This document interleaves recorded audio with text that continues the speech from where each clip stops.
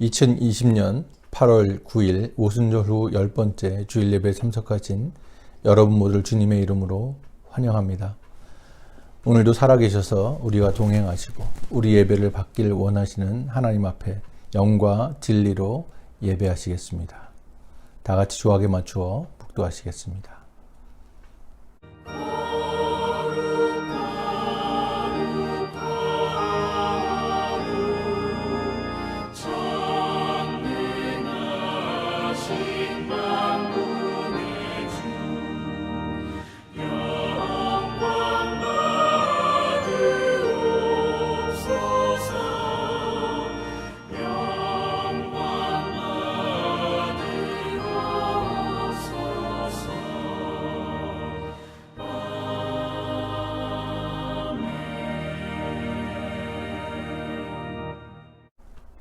여호와 우리 하나님이여 우리를 구원하사 여러 나라들로부터 모으시고 우리가 주의 거룩한 이름을 감사하며 주의 영예를 찬양하게 하소서.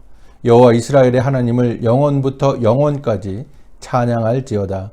모든 백성들아 아멘 할지어다. 아멘. 역사의 주인 되시는 공의의 하나님 아버지, 감사와 찬송과 영광을 주님께 올려드립니다. 주님께서는 이 나라 이 백성을 사랑하셔서 우리 목에 앉혀있는 종의 멍에를 깨뜨려 주시고 8.15 해방을 통하여 이방인들의 모든 압제에서 벗어나게 하셨습니다. 한민족이 고난을 당할 때마다 권능의 손으로 인도하여 주셨으며 어려운 고비를 만날 때마다 이기고 승리하게 하여 주셨습니다. 주님의 크신 은혜와 사랑에 감사하고 조국을 생각하며 예배를 올려드립니다. 하나님 홀로 영광 받아 주시옵고 저희들에게는 은혜가 넘치는 시간이 되게 하여 주옵소서. 감사드리며 예수님의 이름으로 기도합니다. 아멘. 다 같이 일어나셔서 새 교동문 99번 나라 사랑 편을 교독하시겠습니다. 새 교동문 99번 나라 사랑 편입니다.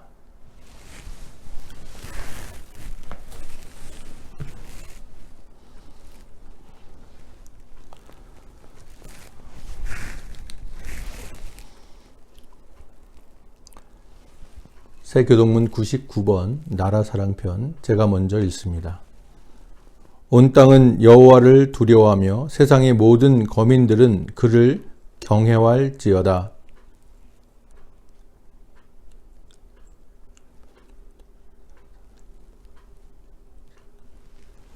여호와의 계획은 영원히 쓰고 그의 생각은 대대에 이르리로다.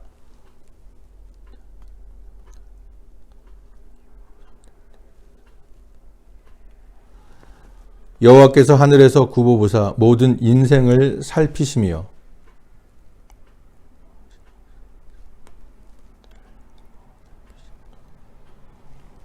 많은 군대로 구원 얻은 왕이 없으며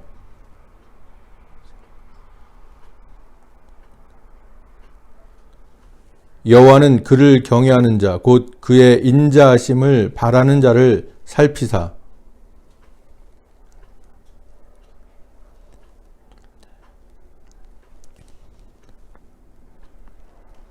우리 영혼이 여호와를 바라며 그는 우리의 도움과 방패시로다.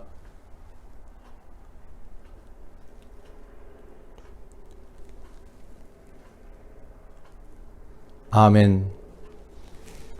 다 같이 사도신경으로 우리의 믿음을 하나님 앞에 고백하시겠습니다.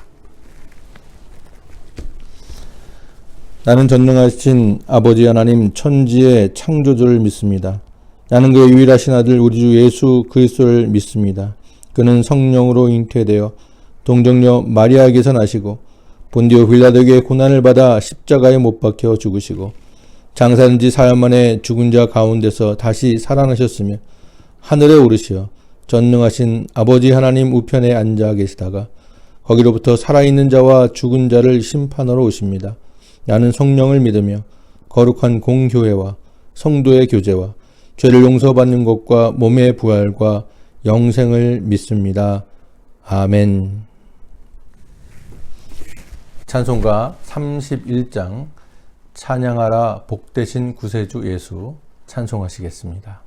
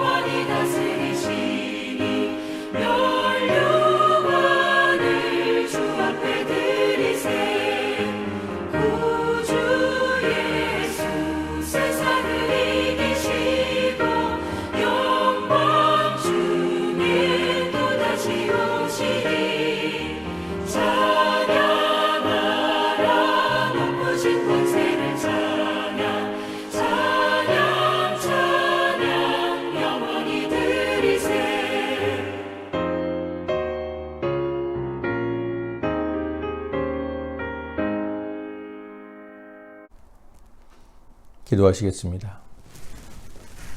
우리에게 평안과 안식과 기쁨을 주시는 하나님 아버지, 코로나 사태로 어려운 가운데서도 베델의 모든 성도들을 지키시고 안전하게 인도하신 은혜에 감사를 드립니다.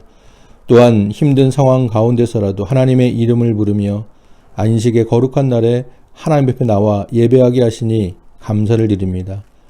그러나 주님, 하나님께서 저희들을 보호하시고 은혜 가운데 인도하시는 것을 깨달음에도 불구하고 저희들은 주님의 마음을 아프게 한 일이 많이 있었습니다.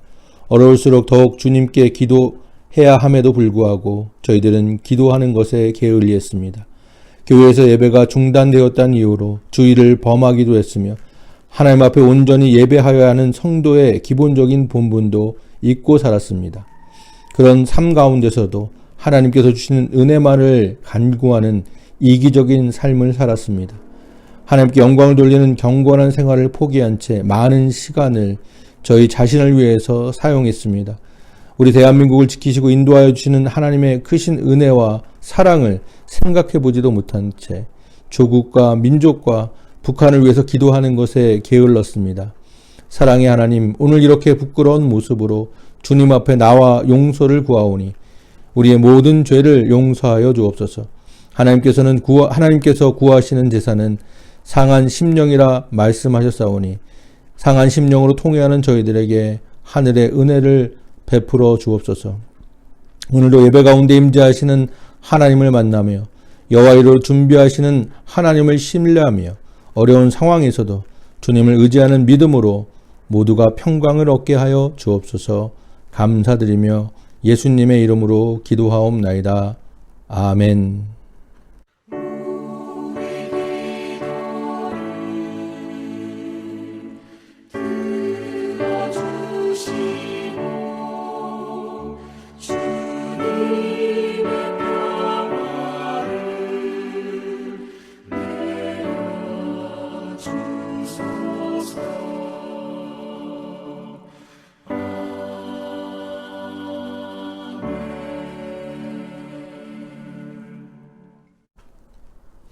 오늘 하나님께서 우리에게 주시는 말씀은 시편 146편 1절부터 10절까지의 말씀입니다. 시편 146편 1절부터 10절까지의 말씀, 구약성경 908쪽에 있습니다.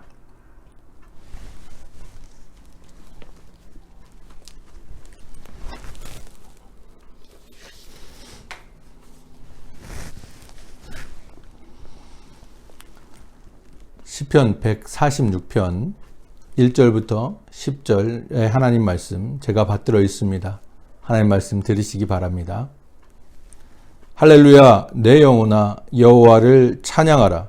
나의 생전에 여호와를 찬양하며 나의 평생에 내 하나님을 찬송하리로다. 귀인들을 의지하지 말며 도울 힘이 없는 인생도 의지하지 말지니 그의 호흡이 끊어지면 흙으로 돌아가서 그날에 그의 생각이 소멸하리로다. 야곱의 하나님을 자기의 도움으로 삼으며 여호와 자기 하나님에게 자기 소망을 두는 자는 복이 있도다. 여호와는 천지와 바다와 그 중에 만물을 지으시며 영원히 진실함을 지키시며 억눌린 사람들을 위해 정의로 심판하시며 줄인 자들에게 먹을 것을 주시는 이시로다. 여호와께서는 갇힌 자들에게 자유를 주시는도다. 여호와께서 맹인들의 눈을 여시며 여호와께서 비굴한 자들을 일으키시며 여호와께서 의인들을 사랑하시며 여호와께서 나그네들을 보호하시며 고아와 과부를 붙드시고 악인들의 길은 굽게 하시는도다. 시온아, 여호와는 영원히 다스리시고 내 하나님은 대대로 통치하시리로다. 할렐루야. 아멘. 오늘도 거룩하신 주님 말씀 앞에 섰습니다. 저희들로 하여금 하나님의 말씀으로 심령이 깨달음을 얻게 하시고 하나님의 말씀에 순종하여 삶으로 오늘 성경에서 약속하신 놀라운 하늘의 복을 경험하는 성도의 삶을 살 수 있도록 인도하여 주옵소서. 감사드리며 예수님의 이름으로 기도하옵나이다. 아멘. 꽤 오래된 일입니다만 수년 전에 미국 사람들에게 성경에 대한 그들의 믿음에 대하여 설문조사를 한 적이 있다고 합니다. 그런데 무려 82%의 사람들이 믿기를 하나님께서는 스스로 돕는 자를 도우신다고 믿는다고 합니다. 우리나라 속담에도 하늘은 스스로 돕는 자를 돕는다라는 그러한 속담이 있는 것처럼 매우 그럴듯하고 상식적인 말인 것 같습니다. 우리 기독교의 신앙을 제외한 그런 이런 삶 가운데서는 그게 맞는 일 같아요. 노력하면서 열심히 최선을 다해 살아가는 자들이 인생에서 성공을 경험한다. 그럴 가능성이 많다라는 그러한 말입니다. 그런데 성경에서는 그러한 이야기들이 어디에도 그렇게 나타나 있지 않습니다. 하나님께서는 스스로 돕는 자를 도우시는 것이 아니라 여호와를 경외하는 자, 하나님을 찾는 자들에게 도움이 된다는 것입니다. 오늘도 말씀에 있는 것처럼 하나님으로 도움을 삼고 하나님께 소망을 두는 자가 복이 있게 되는 것입니다. 그리고 38%의 사람들이 어떤 종교를 믿어도 상관이 없다고 그렇게 믿고 있다고 합니다. 생각할 뿐만 아니라 어떤 종교도 믿는 것을 상관이 없다. 왜냐하면 모든 종교가 같은 교훈을 가르치고 있기 때문이라고 생각한다고 합니다. 그런데 예수님께서는 분명하게 말씀하셨죠. 내가 곧 길이요 진리요 생명이니 나로 말미암지 않고는 하나님께로 올 자가 없느니라. 아버지께로 올 자가 없다고 그렇게 확언해 주셨습니다. 너무나도 분명하게 우리에게 말씀하시고 가르쳐 주셨습니다. 그렇기 때문에 다른 종교에서는 구원을 얻을 수가 없는 것이 바로 진리가 됩니다. 그리고 44%의 사람들이, 거의 반 가까운 사람들이 죽음 이후에는 선하게 살든지 악하게 살든지 아니면 기독교를 믿든지 어떤 종교를 가지든지 간에 모두가 같은 것을 경험한다고. 그러니까 똑같이 사후세계를 경험한다. 이 땅에서의 어떤 삶의 모습과 믿음의 모습과는 전혀 상관이 없이 누구에게나 똑같은 사후세계가 있다고 이렇게 믿고 있다고 합니다. 그러나 역시 사도 요한이 이렇게 강조했죠. 또 증거는 이것이니 하나님께서 우리에게 영생을 주신 것과 이 생명이, 이 영원한 생명이 그 아들 안에 있는 그것이니라. 이것이 바로 사도 요한이 증거로 얘기하는 것이라는 것입니다. 아들이 있는 자에게는 생명이 있고 하나님의 아들이 없는 자에게는 생명이 없게 되는 것입니다. 그러니까 누구든지 이 땅에서 어떻게 살든지 간에 죽음 이후에는 똑같은 것을 경험하는 것이 아니라 믿음이 있는 자에게만, 즉 예수 그리스도를 믿는 자에게만 하나님께서 영원한 생명을 허락하신다는 것이 성경의 진리가 되는 것입니다. 오직 예수님을 믿는 믿음만으로 영생을 얻게 되는 것입니다. 또한 58%, 반 이상의 사람들이 성경이 정확하지 않다고 그렇게 믿고 있다고 합니다. 60%의 사람들은 사탄이란 존재가 실제로 존재하지 않으며 그저 사람들의 관념 가운데 악에 대한 표현으로 사탄이라는 그러한 것이 만들어졌다고 생각하고 있습니다. 55% 사람들이, 반 넘는 사람들이 악하지 않으며 근본적으로는 선하게 태어났지만 인간의 환경에 의해서 악한 것으로 간다고 이렇게 말하고 있습니다. 그러나 성경은 우리에게 그것을 말하고 있지 않습니다. 모든 사람이 선에 이르지 못하고 죽을 수밖에 없는, 죄로 인해서 죽을 수밖에 없는 그러한 존재라고 우리에게 이야기하고 있는 것이죠. 세상이 이렇습니다. 이러한 세상 가운데 하나님을 믿는다는 것, 즉 예수 그리스도를 통해서 구원을 받는 믿음을 가진다는 것은 어떻게 보면 기적과도 같은 그러한 일이라고 할 수 있습니다. 이러한 세상에서 예수님을 믿는다고 그렇게 결심하고 그렇게 살아가야겠다고 결단했다는 것은 모험입니다. 그렇죠? 누구도, 세상에 어떤 사람들도, 뭐 다수결이 넘는 사람들이 그것을 믿지 않고 있기 때문에 그 가운데서 예수만이 진리라고 주장하며 그것을 믿고 또 예수님의 가르침대로, 하나님 말씀대로 순종하며 산다는 것은 쉬운 일이 아닙니다. 왜냐하면 예수님을 믿고 하나님의 말씀에 순종한다는 그 삶이라는 것이 정말 세상에서 하나님을 믿는 사람들, 교회에 다니는 사람들은 뭐 병도 안 걸리고 정말로 세상에서 말하는 어떤 그러한 그 이단의 종파와 같이 그러한 삶을 살아간다면 확실하게 드러나겠죠. 그러한 삶이. 그렇지 않습니다. 그저 다른 사람들과 마찬가지, 그러니까 겉으로 객관적으로 보기에는 다른 사람들과 마찬가지 삶을 살고 오히려 예수를 믿는 것 때문에 핍박을 당하고 더 힘든 삶을 살아가기 때문에 그렇습니다. 성경에서 말하는 형통이라는 것과 세상에서 보는 그러한 형통이 다르기 때문에 그런 것이죠. 고통 없이 모든 일이 다 해결되는 그러한 삶을 사는 것이 결코 아니기 때문에 그렇습니다. 특히나 이 세상에서의 성공의 기준이, 우리가 세상에 살면서 세상에서의 성공의 기준과 하나님의 말씀하시는 말씀과 괴리가 있기 때문에, 그 차이가 너무나도 크기 때문에 오히려 하나님의 반대의 것을 말씀하실 때가 많기 때문에 하나님의 뜻을 따라 살아간다는 것이 오히려 더 힘들고 나의 정욕과 욕심을 죽이고 살아야 하기 때문에, 내 본성과 반하는 하나님 말씀을 따라 살기 때문에 더 어려운 일이라고 말씀드릴 수가 있습니다. 그럼에도 우리가 여전히 예수님을 신뢰한다는 것, 이러한 상황 가운데, 이러한 세상 가운데 여전히 예수님을 신뢰한다는 것, 그것은 우리에게 주어지는 삶의 무게가 설사 고통일지라도, 어려운 상황일지라도 예수님으로 인하여 영원한 생명에 대한 소망과 기쁨이 우리 안에 존재하고 있기 때문에 그렇습니다. 우리가 그것을 소유하고 있기 때문에 우리는 그것을 놓칠 수가 없기 때문에 여전히 예수님을 따라가는 신뢰 가운데 살아가고 있는 것이죠. 그러므로 소망이라고 하는 것은 믿음과 소망, 사랑, 이렇게 말씀하고 있는 소망이라는 것은 사실은 믿음입니다. 그렇지 않습니까? 내가 무엇인가를 소망하고 그것이 이루어진다고 믿는 믿음이 있기 때문에 그것을 소망하고 있는 거 아니겠어요? 그리고 그 믿음이라는 것은 실제 하는 우리의 삶의 모습, 즉 행동하는 삶이라고 할 수 있어요.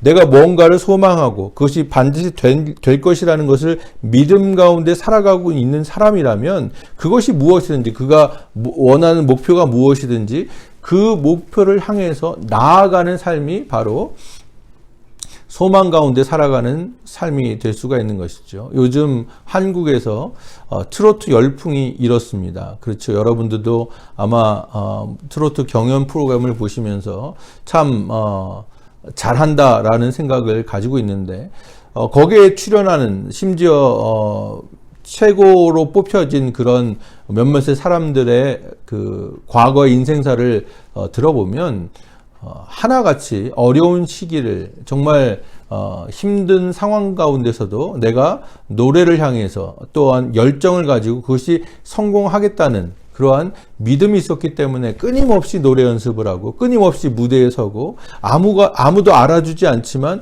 그러한 과정들을 거쳐서 그러한 행동을 통해서 이루어졌다. 그러니까 말씀드린 대로 소망이 믿음이고 믿음은 삶의 모습, 행동하는 모습을 말하게 되는 것입니다. 그러므로 진정으로 그리스도 안에, 예수님 안에 소망을 두는 사람들, 저와 여러분들은 그 삶으로 그것을 표현하는 사람들이에요. 삶으로 표현한다니까 좀 거창한 이야기 같지만 우리의 일상적인 삶에서 어떠한 사건을 해석하고 바라보는 관점이 세상과는 다르다는 것입니다.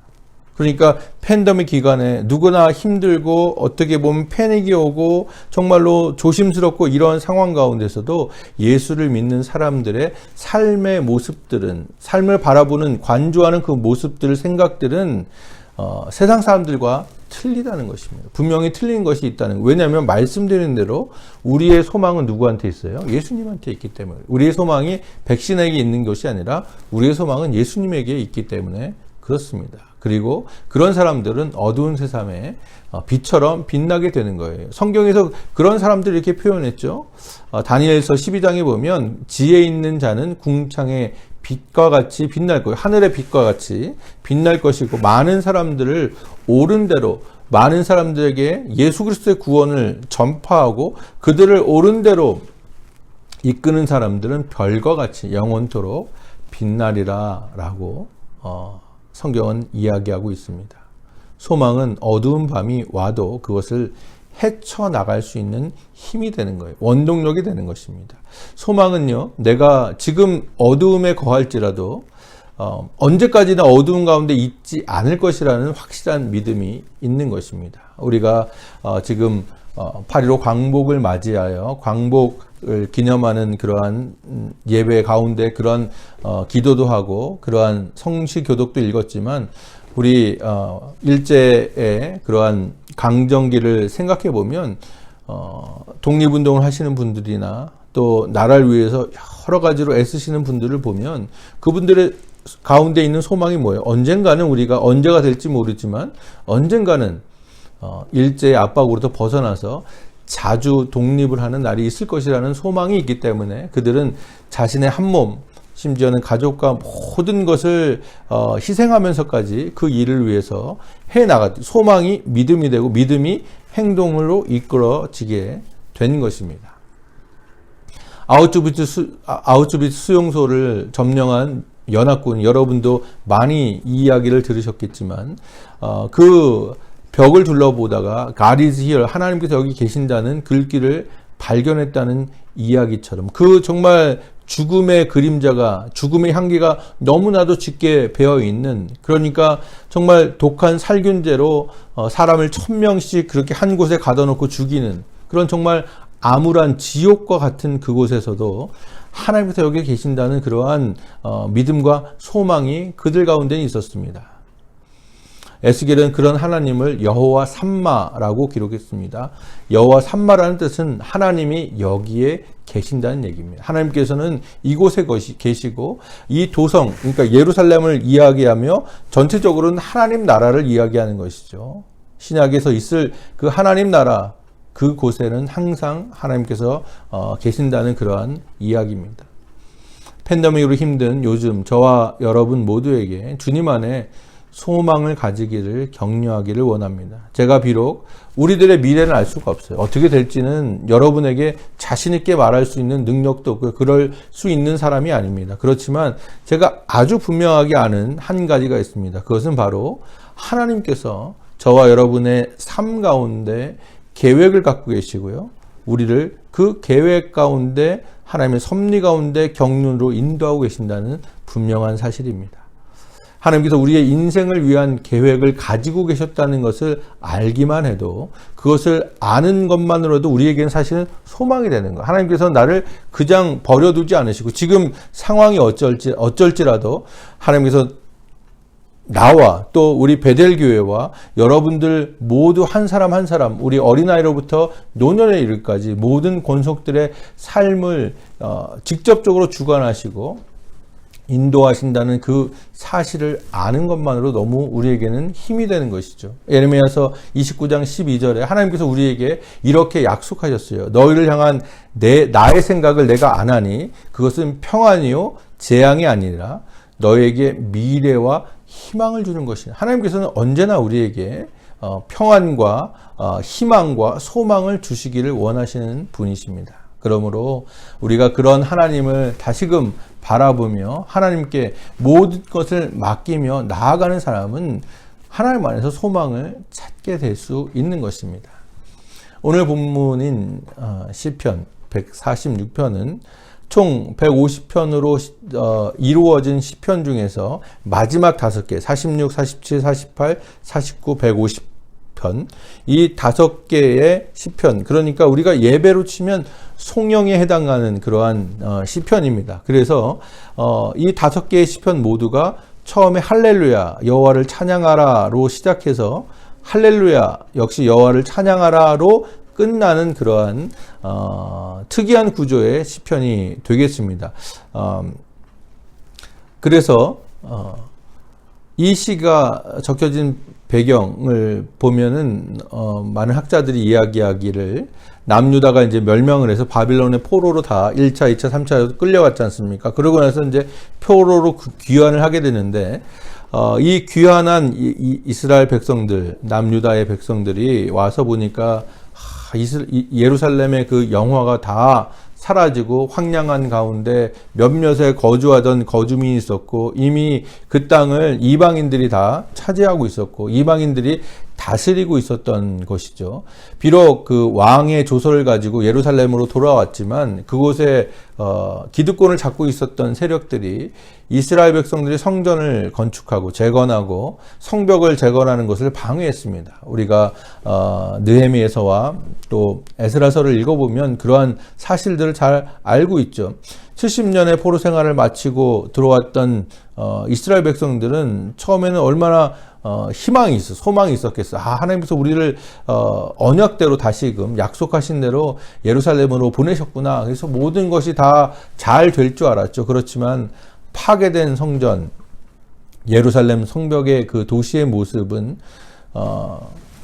그들에게 참으로 어려운 그런 생각을 줬습니다. 그럼에도 불구하고 그들은 정말 예전에 자신들이 잘못해서 나라가 멸망하고 성전이 하나님의 집이라고 했던 성전이 파괴되는 그러한 자신들의 죄악을 뉘우치고 다시는 그런 일이 없을 것이라는 새로운 다짐으로 최선을 다해서 성전도 다시 재건하고 성벽도 재건하려고 그랬지만 여전히 살아갈 길이 막막했죠. 먹고 살 길도 막막하고 한편으로는 성벽도 만들어야 되고 그러니까 힘든 상황에서 더구나 주변에 있는 기독교 세력들이 그들을 도와주는 것이 아니라 오히려 그들이 커지고 자리 잡는 것들을 시기하여서 모함하고 계계를 써서 왕으로부터 성전 건축을 중단하고 성벽 건축을 중단하라는 그러한 조서를 다시 받게 되는 이러한 상황 가운데 이 시편의 기자가 이것을 썼다는 것입니다. 내용을 보면 그 내용들이 우리가 읽혀지지 않지만 정말로 어려운 상황 가운데서 하나님만을 찬양하고 인생을 의지하지 않고 오직 하나님께 소망을 두라고 그렇게 권면하는 내용의 시가 되겠습니다. 지금 팬데믹으로 저와 여러분 모두가 어려운 상황에 있는 것을 저는 알고 있습니다. 저희들 모두가 부족하지만 나름대로 하나님 말씀에 순종하려고 노력했고, 현실의 삶에서도 여러분 모두가, 우리 베델의 권속 모두가 정말 열심히 한평생을 사신 것을 제가 알고 있습니다. 그렇지만 이렇게 예상치 못한 상황이 발생하게 되고 일상의 삶이 혼란스럽게 되고, 더구나 하나님께 예배하는 것도 중단된 상태예요. 하나님께 예배하는 것, 교회에서 예배하는 것이 중단된 상태가 되겠죠. 이런 상황 속에서 어떻게 될 것인가 라는 것을 예측하는 것은 저에게도 참으로 어려운 일입니다. 어떻게 하는 것이 하나님의 뜻에 따라서 살아가는 것인가, 어떻게 하는 것이 정말 하나님께서 원하시는 길인가를 정말 고민하고 기도하고 묵상하지만 그것을 쉽게 찾아내는 것이 어려운 일입니다. 그런데 오늘 본문의 말씀은 정말 이 시의 배경을 보면 이스라엘 백성들도 그 당시에 이 시편이 지어졌을 당시에 굉장히 어려운 시기를 지냈지만 정말로 우리에게 그 가운데서 어떻게 하는 것이, 어떻게 살아가는 것이 하나님께서 원하시는 그러한 삶의 모습인가를 우리에게 말씀해 주고 있다고 생각하는 것입니다. 먼저 시편을 통해서 우리가 배울 수 있는 것은, 우리에게 가르쳐 주시는 것은 우리의 삶이 하나님을 찬양하는 삶이 되기를 다짐해야 된다는 것이죠. 노력해야 된다는 것이, 그냥 제가 지난번에도 말씀드린 거, 저절로 가만히 있는데 어려운 상황에서 하나님에 대한 찬양이 나오지 않습니다. 때로는 그럴 경우도 있지만 때로는 정말 우리가 노력하고 하나님 찬양하기를 잊지 않고 게을르지 않고 그렇게 하나님 앞에 나아가야지 그 삶이 연결이 되는 것입니다. 사실은 삶이 힘들어지면요, 우리 입술에서 불평이 더 먼저 나오기가 쉽지 않습니까? 누구나 다 하나님 왜 그러십니까? 하나님 언제까지십니까? 이런 불평이 나오게 됩니다. 그런데 시편의 말씀처럼 우리에게 오늘 가르쳐 주시는 것은 이럴 때일수록 더 하나님을 찬양하고 하나님 말씀을 읽고 하나님께 집중해야 된다는 것입니다. 이 시편 기자는 1절과 2절을 통해서 나의 영혼아, 나의 생전에, 나의 평생에 하나님을 찬양하기를 다짐했습니다. 나의 영혼아 뭡니까? 마치 나의 영혼과 이 말하는 사람이 틀린 것처럼 얘기하지만 이것은 자기에게 얘기하는 것이죠. 자기에게. 나의 영혼이라는 것은 정말로 나의 가장 중심부, 가장 내 코어죠. 내 코어가 하나님을, 나의 그냥 겉으로만 그렇게 가짜로 찬양하는 것이 아니라 전심으로 하나님을 찬양하기를 노력해. 내가 찬양하리라 다짐하고 있는 것입니다. 여호와를 찬송하리로다라고 다짐하고 있습니다. 그렇지 못한 상황 가운데서라도 나는 하나님을 찬양하기로 결단하고 다짐했다고 얘기하고 있는 것입니다. 죄악과 불의가 가득한 세상 속에서 믿음과 생명을 온전히 지켜주신 하나님께 깊은 사랑과 은혜를 깨닫고 나를 인도하시는 하나님을 찬양하는 것이 바로 믿음의 고백이에요. 우리가 믿음이라는 것이 다른 게 아닙니다. 정말로 어렵고 힘든 때일수록 하나님께 나아가는 것이 믿음이에요. 그것이 진짜 믿음인 것입니다. 나의 생활이 즐겁고 하나님께서 모든 것을 다 주셨다고 하나님의 은혜라고 했을 때 나오는 찬양은 당연한, 자연스러운 거예요. 너무나도 당연한 거예요. 그러나 불평이 나오는 그 가운데서라도 내 불평에 그러한 입술을 닫고 하나님을 찬양하기로 노력하는 것이 바로 진짜 믿음인 것입니다. 왜냐하면 말씀드린 대로 하나님에 대한 소망이 있기 때문에, 그 감사가 깨달아지기 때문에, 하나님께서 나를 인도하시는 것을 알게 되었기 때문에 하나님을 찬양할 수 있는 것이거든요. 그러므로 우리 모두가 그렇게 되도록 노력해야 된다는 것입니다. 하나님을 찬양하는 구체적인 모습은 인생을 의지하는 삶에서 나온다는 거예요. 어떻게 하나님을 찬양하는가? 내가 찬양하도록 다짐하겠는데 어떻게 하는가? 3절에 보니까 귀인들을 의지하지 말며 도림이 없는 인생도 의지하지 말며, 하나님을 찬양한다고 하면서 하나님을 찬양한다고 그러면서 내가 다른 것을 의지하고 있다면 진정으로 하나님을 찬양한 것이 아니죠. 그렇지 않습니까? 나의 말씀드린 대로 소망 가운데 믿음이 있기 때문에 하나님을 찬양한다는 것은 그분을 신뢰하고 그분이 나를 지켜준다는 그러한 소망과 믿음이 있기 때문에 하나님을 찬양하는 것입니다. 그런데 내가 하나님 찬양합니다. 하나님께서 나의 도움이 됐습니다. 그러고 방금 돌아서서 다른 무언가를 찾고 다른 것을 찾아서 무언가를 하려고 그런다면 그것은 실제적으로 진정으로 하나님을 찬양하는 일이 아니라고 하는 것입니다. 이스라엘의 불순종의 역사를 통해서 포로로 귀환한 이스라엘 백성들은 사람을 의지하는 것이 얼마나 어리석은 일인 것을 뼈아프게 경험했습니다. 그럼에도 불구하고 여전히 뭔가 권력이 있는 힘이 있다고 생각하는 사람을 의지하고자, 왜냐하면 그들은 눈에 보이기 때문에, 그들의 권력이 정말 나의 현실의 삶 가운데 느껴지기 때문에 그러는 것이거든요. 하나님께서는 보이지 않지 않습니까? 그러나 그러한 의지하는 경영이 있었습니다. 우리 역시 이와 다르지 않습니다. 다른 사람을 의지하지 않는다. 난 다른 사람을 의지하지 않습니다. 사람을 의지하지 않습니다. 그런 사람일지라도 가만히 들여다보면 누구를 의지합니까? 자기 자신을 의지합니다. 자기 자신의 생각과 자기 자신의 경험이 하나님 말씀보다 더 중요한 거예요. 하나님께서 이렇게 말씀하셨지만 하나님 그거 아니에요. 내가 여태까지 살아온 것으로 봐서는, 내가 여태까지 해온 것으로 봐서는 이 방법이 맞습니다라고 자기 자신을 의지하는 거예요. 자기 자신을 의지하는 것과 여기 말하는 인생을, 도림이 없는 인생을 의지하는 것과 뭐가 틀립니까? 나 역시도 어떻게 나의 미래를 바꿀 수 없는, 어떤 것을 조금이라도 뭔가를 할 수 없는 그런 인생에 불과하고요. 호흡이 끊어지면 흙으로 돌아가서 우리의 생각들이 그날로 소멸되는 거예요. 성경에 있는 말씀처럼. 그러므로 나 자신을 의지하는 것, 다시 말해서 하나님 앞에 교만하는 것도 이와 속하는 것입니다. 야고보서 4장 13절은 이렇게 말합니다. 들으나 너희 중에 말하기를 오늘이나 내일이나 우리가 어떤 도시에 가서 거기에 1년을 머물며 장사하며 이익을 보리라 하는 자들아. 그러니까 자기의 인생의 계획을 가지고 그렇게 하나님 없이, 하나님을 떠난 자기만의 계획을 가지고 사는 사람들아라고 얘기하고 있는 거예요. 내일 일을 너희가 알지 못하는도다. 그렇잖아요. 우리는 계획이라는 것이 뭡니까? 지금 당장 내가 해야 될 일을 계획하는 것이 아니라 미래 이야기. 오늘 아침에도 오늘의 해야 될 일을 계획한다는 것은 내가 오늘 아직 살아가지 않지만 오늘 일어날 일들에 대해서 계획하는 거잖아요. 계획이라는 것은 미래를 준비하는 거예요. 그런데 우리 가운데는 그 미래가 우리의 것이 아니라는 것이죠. 그러므로 너희 생명이 무엇이냐? 너희는 잠깐 보이다가 없어진 안개니라 라는 유명한 말씀이죠. 너희가 도리어 말하길 주의 뜻이면 우리가 살기도 하고 이것이나 저것을 하리라 할 것이나. 그러니까 우리의 계획이라는 것은 뭡니까?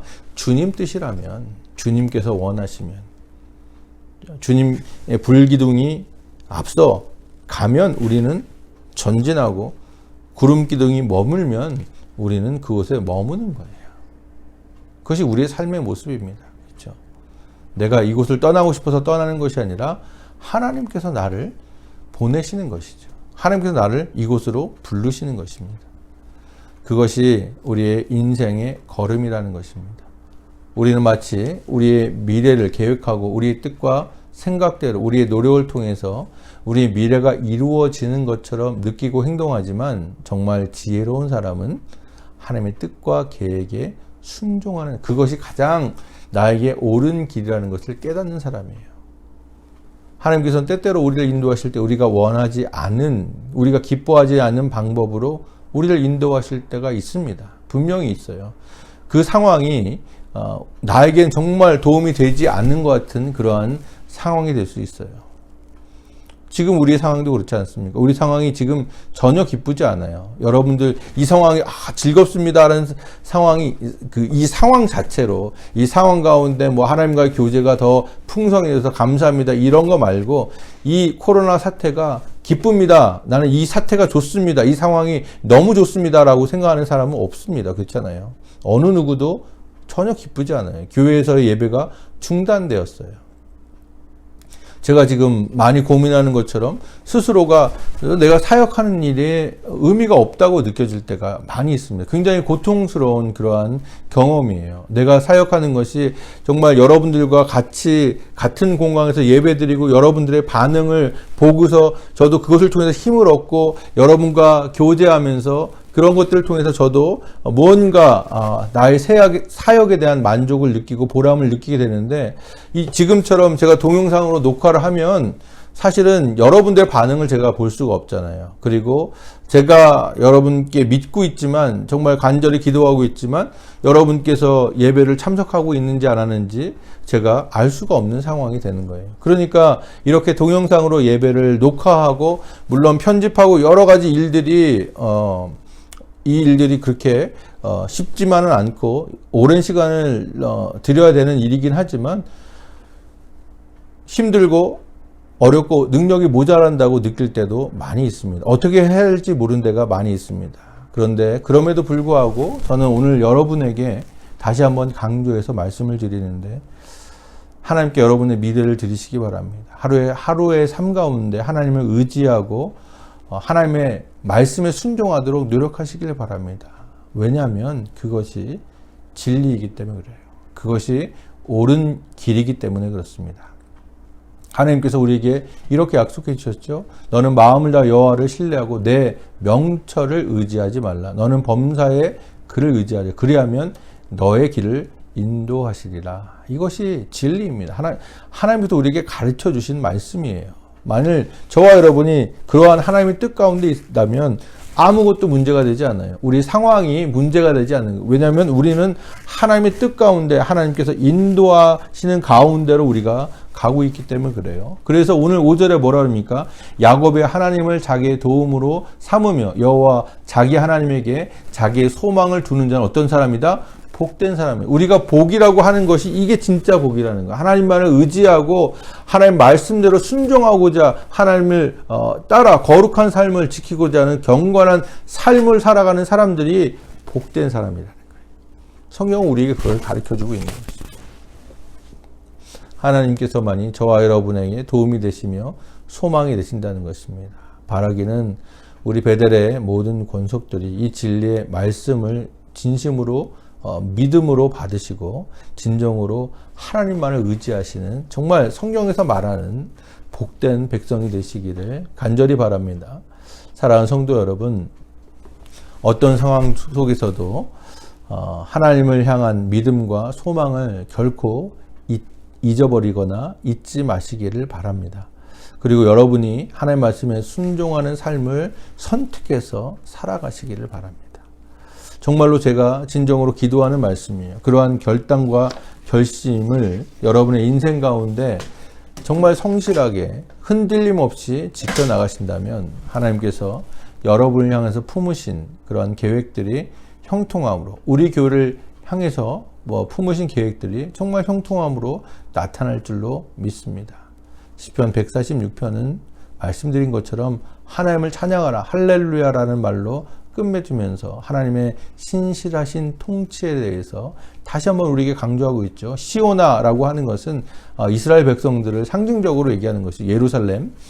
여호와는 영원히 다스리시고 내 하나님은 대대로 통치하시다. 우리의 제네레이션과 주님께서 재림하시는 그날까지 또 그 이후에도 영원한 하나님 나라는 하나님께서 왕으로 우리를 통치하시고 우리를 주관하실 것입니다. 이 말씀에 우리 모두는 아멘으로 화답합니다. 오늘 예배 부름에 말씀하신 것처럼 모든 백성들아 아멘할지어다. 하나님께서 나를 다스리시고 통치하심을 저는 믿습니다. 아멘, 아멘. 오늘 말씀 우리에게 어려운 상황에서 하나님 백성들의 삶의 방향을 우리에게 가르쳐주고 제시하고 있습니다. 하나님, 우리가 어떻게 해야 되겠습니까? 라고 많은 기도를 우리가 드렸지만 오늘 우리에게 하나님께서는 말씀하고 계시는 거예요. 너희는 하나님을 찬양하라. 내 영혼아 나의 평생에 하나님을 찬양하리로다 다짐하시고, 또한 코에 호흡이 있는 인생들을 죽으면 흙으로 돌아가서 모든 생각과 계획들이 소멸될 그러한 인생들을 의지하지 않고 오로지 우리의 왕이신, 우리의 도움이 되시고 우리의 산성이 되시고 환난 중에 만날 피난처가 되시는 하나님만을 의지하며 하나님 안에서만 소망을 바라보시는 저와 여러분 되시길 바랍니다. 그런 사람들은 분명히 복을 받는 복된 자라고 성경은 우리에게 말씀하고 있습니다. 이 하나님의 약속의 말씀을 굳게 믿으시고 성실하게 자신의 믿음을 지키시는 저와 여러분 되시기를 바랍니다. 우리 베델의 모든 권속들이 이 말씀에 순종하는 삶으로 하나님께 영광을 돌리시기를 주님의 이름으로 간절히 바랍니다. 아멘. 영원히 다스리시며 통치하시는 전능하신 아버지 하나님, 오늘도 주님의 선하신 섭리만을 의지하여 주 앞에 예배하는 백성들에게 위로와 평안을 허락하심에 감사를 드립니다. 연약한 인생들을 돌보시며 언제나 언약을 지키시는 아버지 하나님, 저희들 말씀으로 거룩하게 하시고 어려운 상황 가운데 더욱더 하나님을 찬양하며 주님만을 의지하는 복을 허락하여 주옵소서. 감사드리며 예수님의 이름으로 기도합니다. 아멘. 찬송가 113장 내 평생에 가는 길 찬송하시며 준비하신 예물 거룩하신 아버지께 드리시겠습니다.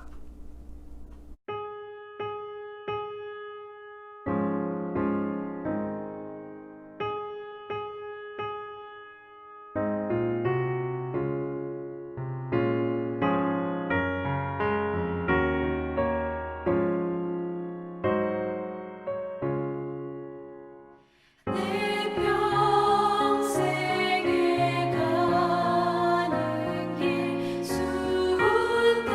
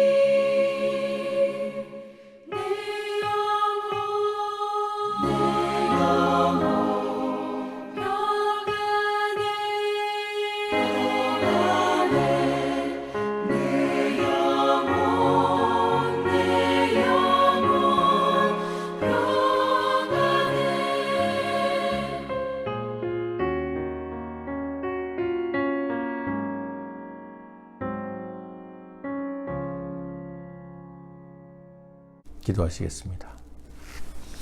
구원의 주님, 하나님의 은혜로 값없이 구원해 주신 사랑에 감사를 드립니다. 이곳에 교회를 세우시고 지난 5년간 인도하신 은혜에 또한 감사를 드립니다. 저희들의 심령을 새롭게 하시며 주님의 은혜로만 채워 주시옵소서.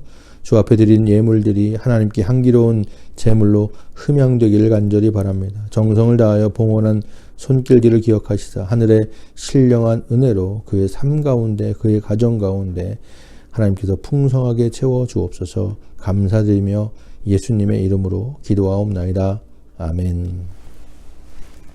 네, 교회 소식 말씀드리겠습니다. 오순절 후 10번째 주일 예배 참석하신 여러분들을 주님의 이름으로 다시 한번 환영하며 축복합니다. 우리 지연자매 계속 한국에 있습니다. 머물러 있습니다. 여러 가지 일들을 잘 마치고 귀국할 수 있도록 여러분 계속 기도해 주시기 바랍니다. 지금 계속 기도하면서 교회에서 예배가 다시 재개되기를 위해서 시기를 바라보고 있습니다. 매일매일 알래스카와 또 페어뱅스의 확진자들을 체크하며 상황을 보고 있습니다. 또 우리 장로님들과 또 여러 성도님들과 의논하여 가장 좋은 날짜에 예배를 재개하도록 그렇게 하도록 하겠습니다. 여러분들 조금 힘드시고 어려우시지만 동영상으로 또 예배하는 일에 여러분 최선을 다해서 하나님을 예배하시는 삶을 이어나가시기를, 그래서 하나님의 임재 가운데 하나님의 은혜 가운데 끊어지지 않고 오로지 하나님만을 바라보시는 삶이 되시기를 간절히 바랍니다. 8.15 광복절, 우리 오는 토요일이 광복절인데요. 맞이해서 한국을, 대한민국을 인도하신 하나님께 감사를 드립니다. 또 살아가는 조국의 정치적인 안정과 또 경제와 홍수 피해 복구를 위해서 또 북한 동포들 위해서 여러분 계속적으로 기도해 주시고 하나님의 도우심을 구하시기를 바랍니다. 우리 수연자매 19일날 허리 재수술, 지금 여러 번 수술을 하고 있는데 말씀드린 것처럼 오른쪽 다리의 신경이 마비가 되어서 그것 때문에 다시 재수술이 결정되었다고 합니다. 정말 힘든 그러한 가운데고 또 코로나 지금 바이러스 때문에 누가 옆에서 이렇게 병간호도 못하는 상황입니다.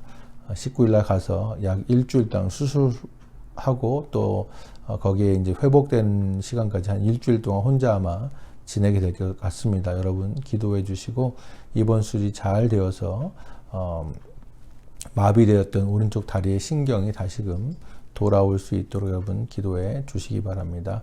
우리 김노아 선교사님 수술 후에 여전히 그 이제 복강경으로 수술하면서 그 복막이 찢어졌는데 그 부위가 아직 통증이 심하시다 그럽니다. 잘 후유증 없이 회복되시기를 위해서 여러분 계속 기도해 주시기 바랍니다. 외에도 우리가 늘 기도했던 것처럼 연로하신 우리 교우님들 또 어린 아이들로부터 여러 건강이 좀 불편하신 교우님들 위해서 기도해 주시고 사업하시는 우리 성도들 가정 위해서 여러분 계속 기도해 주시기 바랍니다.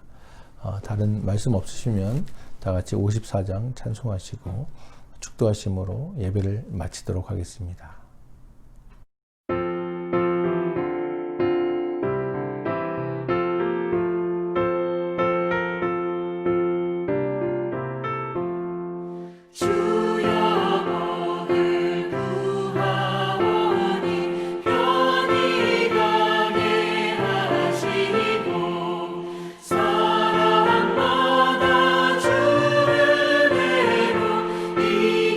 이기도록 하시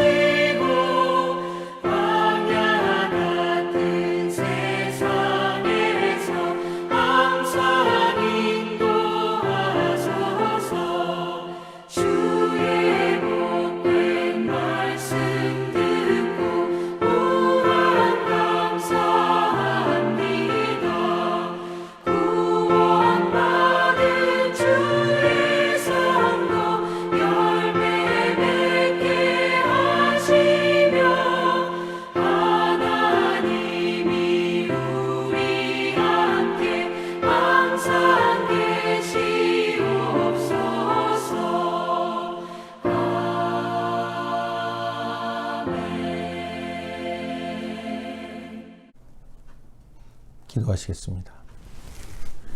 우리의 도움이 되시는 여호와의 삼마의 하나님, 저희들이 영원히 예수 그리스도를 믿고 구원받게 하시고 죽음의 권세의 사슬에서 벗어나 하나님의 자녀가 되게 하시니 감사를 드립니다. 저희들의 죄악을 씻겨주시고 새롭게 하여 주셔서 주님 원하시는 삶으로 인도하여 주옵소서. 전능하신 아버지 하나님, 주님께 더욱 가까이 나아가게 하시며 하나님께 올려드린 모든 간구와 마음의 소원이 주님께 연락되기를 간절히 바랍니다. 주님의 은혜를 더욱더 사모하며 성령님의 도우심을 간절히 바랍니다. 주님, 이곳에 오셔서 각 개인과 가정과 이 공동체가 주님 앞에서 어려운 시기일수록 더욱더 바로서게 하시며 하나님의 일을 감당하기에 부족함이 없는 공동체와 각 권속들이 되게 하여 주옵소서. 주님께서 새롭게 하시는 은혜, 함께 하시는 귀한 은혜로 이제 세상을 향해 나갑니다. 저희들에게 평안한 안식을 허락하시며 영혼과 육신이 모두 하나님께서 주시는 평강을 얻게 하여 주옵소서. 주어진 인생의 순간순간에 하나님 안에서 말씀에 순종함으로 최선을 다하게 하시고 주님께서 주시는 정직한 영으로 하나님 앞에 거룩한 삶으로 영광 돌리게 하여 주옵소서. 이곳에 있는 모든 하나님의 권속들 위와 그 가정과 학업과 사업체, 직장 외에 주님의 놀라운 은총이 가득하기를 간절히 바라고 나올 때 주님의 성령으로 저희들의 각 사람을 인도하시고 이끌어 주시옵소서.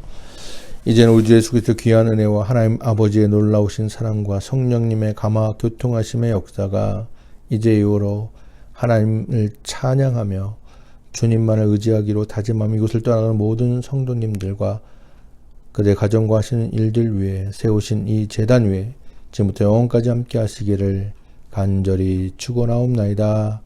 아멘. 주 나를 지키시고 그 얼굴을 내게 돌리시어 참평화를 그 얼굴을 내게 돌리시어 내게 주의 은혜 그 크신 은혜 내게 있으시라. 아멘,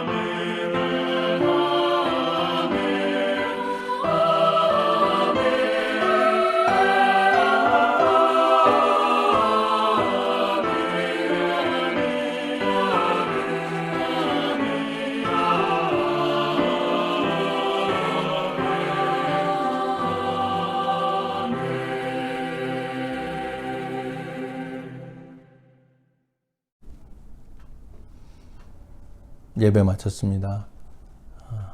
우리에게 허락하시는 한 주간의 삶도 주님만을 의지하며 하나님의 소망을 하나님께만 소망을 두고 결단하며 살아가시는 모든 성도님들에게 하나님의 놀라우신 은혜가 풍성히 거하시기를 간절히 바랍니다. 다음 주에 다시 뵙도록 하겠습니다.